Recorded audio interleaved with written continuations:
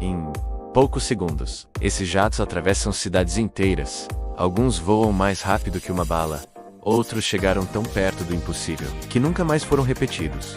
Hoje, você vai conhecer as maiores velocidades já alcançadas por jatos militares. Não é só ir rápido, é sobreviver à própria velocidade. Esses aviões não foram feitos para conforto. Foram feitos para quebrar limites. Alguns desses jatos queimavam tanto combustível que tinham minutos de voo em velocidade máxima. O MiG-25 não voava, ele sobrevivia. Velocidade sem controle é suicídio. O F-15 encontrou o equilíbrio quando o míssil era lançado. O SR-71 simplesmente acelerava. Hoje, vencer não é ser mais rápido, é ser invisível. O futuro da velocidade talvez nem tenha piloto. Esses aviões não foram feitos para recordes, eles foram feitos para mudar a história. E alguns conseguiram. Se você gosta de aviação extrema, esse é o seu lugar. Bem-vindo ao Jetverso.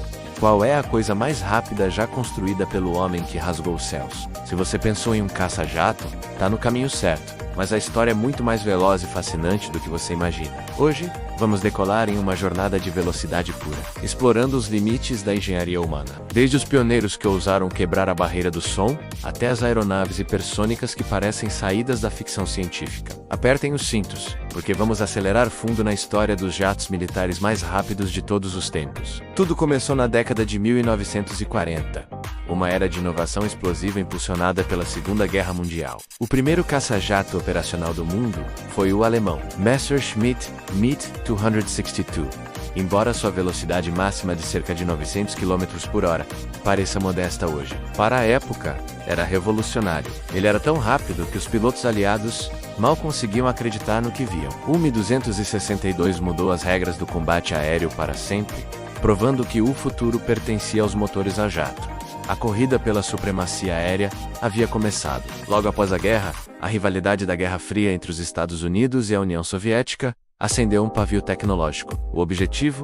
Quebrar a mítica barreira do som. Em 14 de outubro de 1947, o piloto de testes americano, Chuck Yeager, fez história. A bordo do Bell 6-1, uma aeronave experimental em formato de bala, lançada de um bombardeiro B-29, ele se tornou o primeiro ser humano a voar oficialmente mais rápido que o som, atingindo Mach 106. Ou cerca de 1.127 km por hora. O estrondo sônico que ecoou sobre o deserto de Mojave, na Califórnia, não era apenas o som de uma barreira sendo quebrada, era o som de uma nova era na aviação. Com a barreira do som pulverizada, a próxima fronteira era Mach 2, o dobro da velocidade do som. E quem chegou lá primeiro? A União Soviética, com o seu impressionante MiG-19, introduzido em meados dos anos 50. Este caça foi o primeiro avião de produção em massa capaz de manter velocidades supersônicas em voo nivelado. Pouco tempo depois, os americanos responderam com o F-100 Super Sabre. A corrida armamentista estava a todo vapor, e cada novo avião era um salto quântico em desempenho, empurrando os limites da aerodinâmica, da metalurgia e da resistência humana. E então, chegamos à Era de Ouro da Velocidade, a década de 1960. O mundo precisava de aeronaves que pudessem voar mais alto e mais rápido do que qualquer míssil ou caça inimigo. A resposta da Lockheed, uma lendária empresa aeroespacial, foi uma família de aviões que parecia ter vindo do futuro. O A-12 ou o AF-121, o mais famoso de todos, o SR-71 Blackbird. Construído em titânio para suportar o calor extremo gerado pelo atrito com o ar, o Blackbird era uma obra-prima de engenharia furtiva e velocidade. Sua missão era a espionagem, voando a mais de 24 mil metros de altitude, onde a curvatura da Terra é visível. O SR-71 não era apenas rápido, ele era inalcançável. Se um míssil fosse lançado contra ele, o procedimento padrão do piloto era simples: acelerar. Com uma velocidade máxima oficial de Mach 33, mais de 3.500 km por hora, ele simplesmente deixava qualquer ameaça para trás. Para se ter uma ideia, ele podia cruzar os Estados Unidos de costa a costa em pouco mais de uma hora. O Blackbird detém o recorde de avião a jato tripulado mais rápido de todos os tempos. Uma marca estabelecida em 1976, que permanece inquebrável até hoje. Ele era tão avançado que algumas de suas tecnologias continuam sendo secretas. Enquanto os americanos focavam na espionagem em alta altitude, os soviéticos tinham outra preocupação: interceptar bombardeiros americanos que pudessem carregar armas nucleares. Para essa tarefa, eles criaram um monstro de aço inoxidável e titânio, o Mikoyan Gurevich MiG-25, apelidado pela OTAN de Foxbat. Quando o Ocidente descobriu sua existência, houve um pânico. Suas enormes asas e entradas de ar sugeriam uma agilidade e velocidade nunca antes vistas. Estimava-se que ele poderia atingir Mach 32, rivalizando com o Blackbird. O MiG-25 era um interceptador puro, projetado para subir como um foguete, disparar seus mísseis e voltar para a base. Sua existência forçou os Estados Unidos da América a desenvolverem a próxima geração de caças,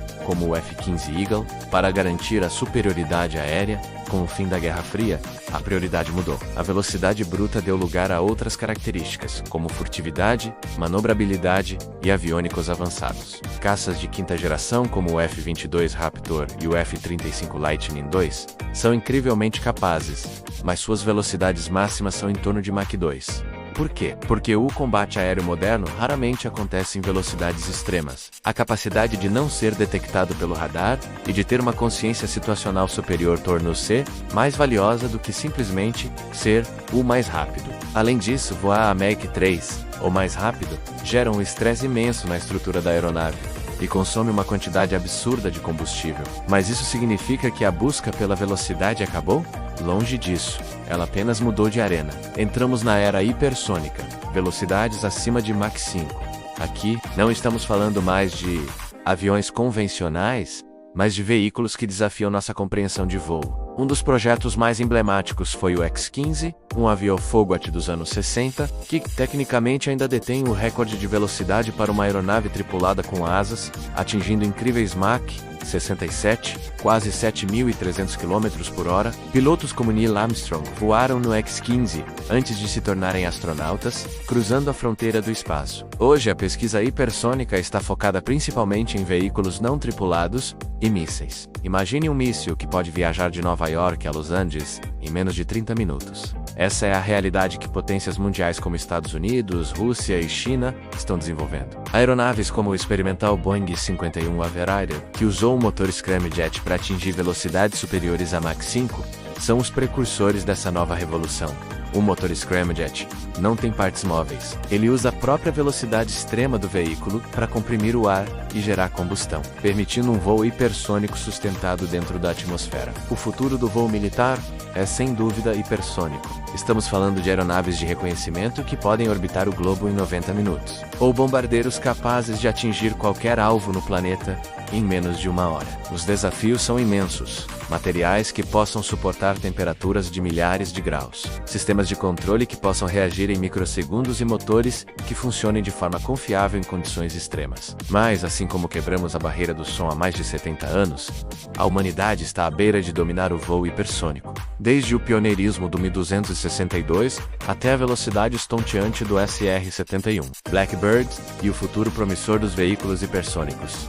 A história dos jatos militares é uma saga de ambição, engenhosidade e uma busca incessante por ultrapassar limites. Cada recorde quebrado abriu portas para novas tecnologias que moldaram não apenas a guerra, mas também a aviação civil e a exploração espacial. A pergunta que fica é: qual será o próximo limite a ser superado? A única certeza é que a necessidade de ser mais rápido nunca vai desaparecer. Obrigado por voar conosco nesta jornada supersônica e hipersônica. Se você gostou de acelerar pela história da aviação, não se esqueça de deixar seu like, se inscrever no canal e ativar o sininho para não perder nossas próximas decolagens.